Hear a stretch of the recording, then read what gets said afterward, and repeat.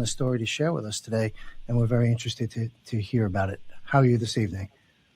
I'm good. How are you guys?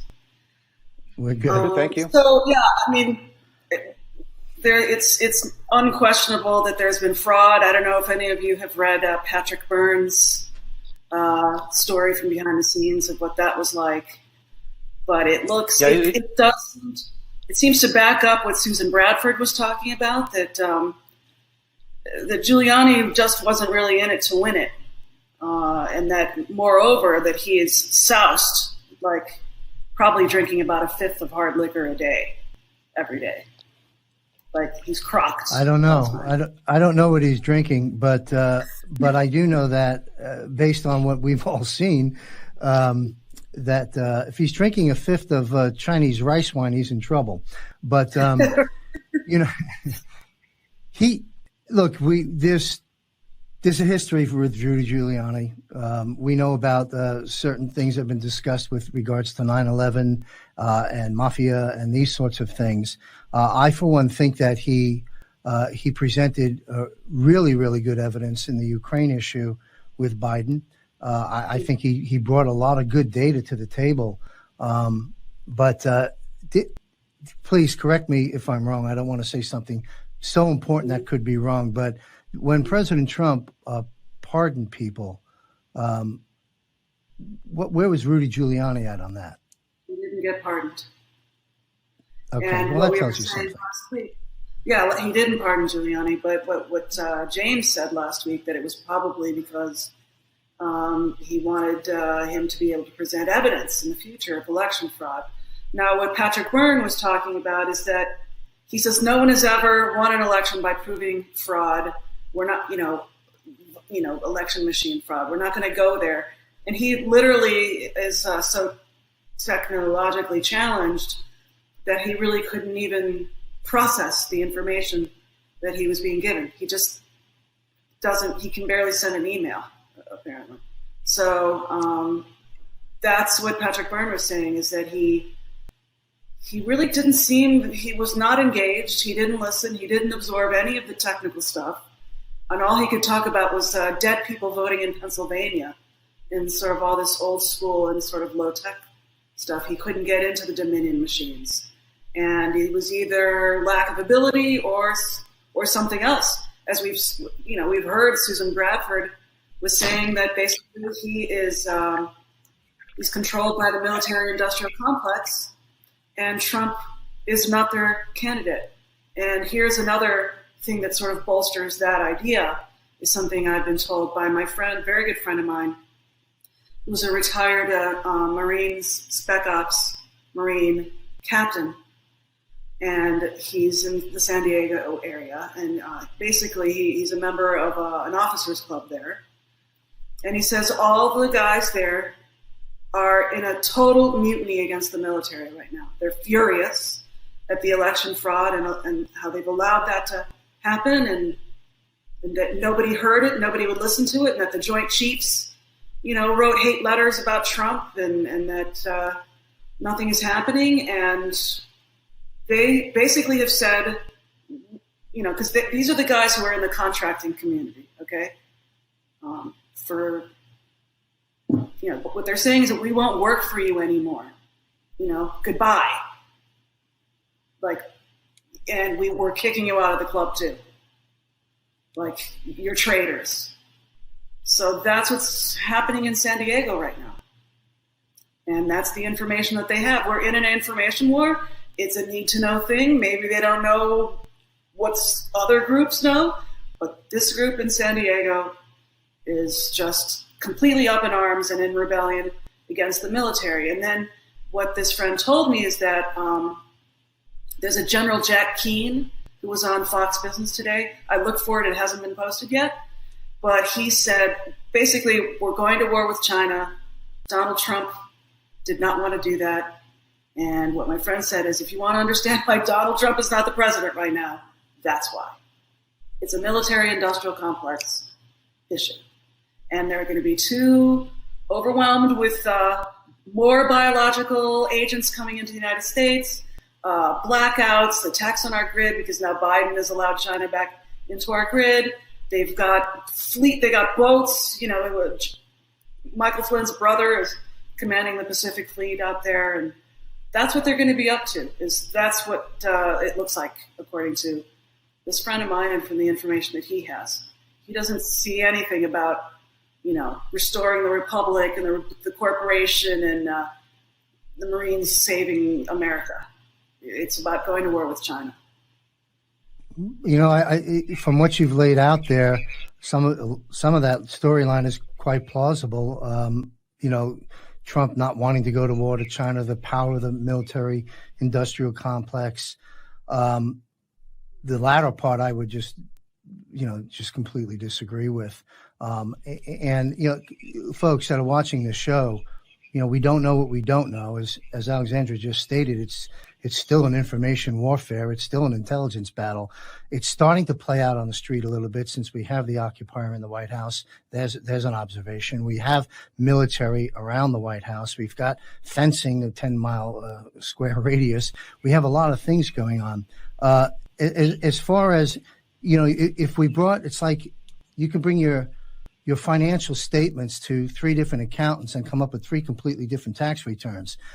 We could bring some of our good general friends that we've had on the show before, and Jack Keane, except he's contracted with Fox, so he won't be coming on our program.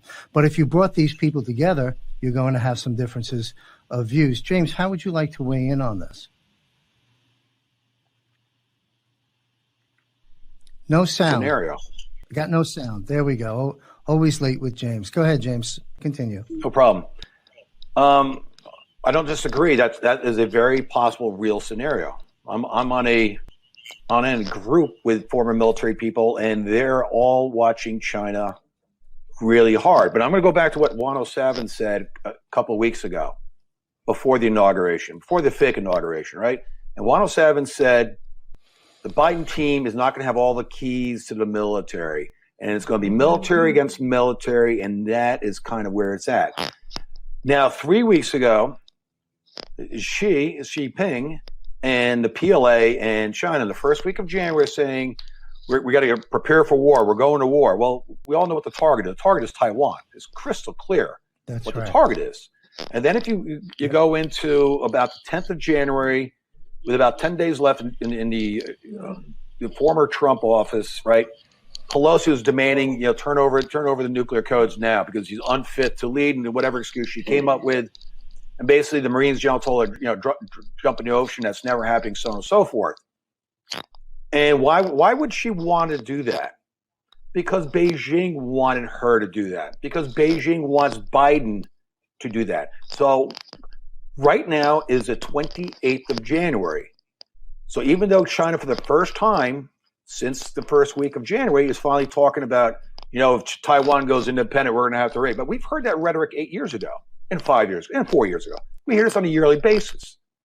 And so the biggest indicator to me that we're not going to war with China yet is because the Biden team does not have access to the nuclear codes.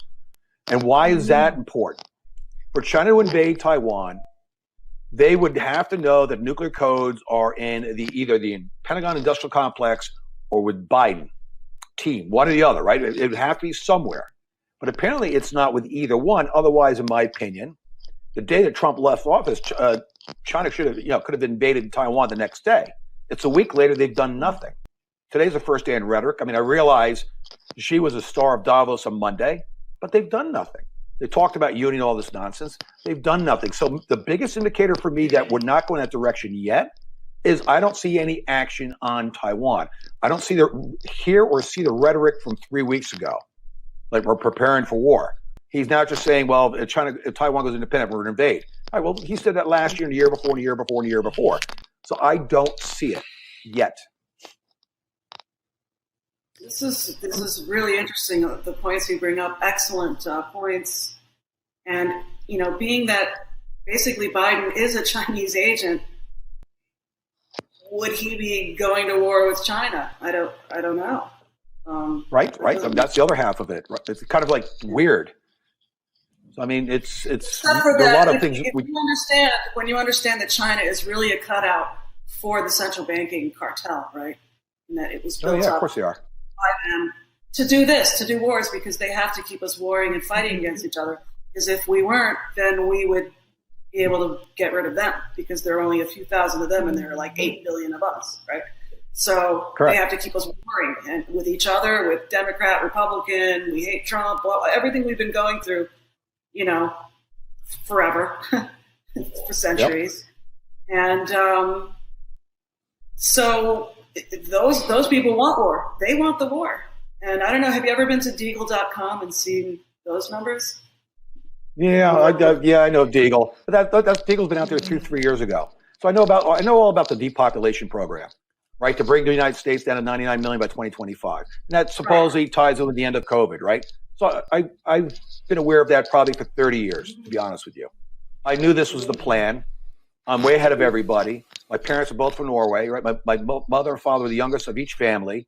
They met each other in Brooklyn after the war, but they both had my mother was a captive of her own house. She was a prisoner. She was basically, a house arrest with Nazi soldiers in her mansion.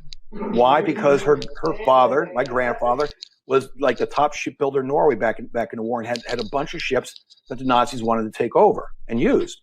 And so the one thing is, while they might have raped and done things with other women in Norway and Sweden and Denmark and Holland, those things, they didn't touch my mother at all, never laid a finger on her, because they needed her father to play ball, right, give ships and things like that.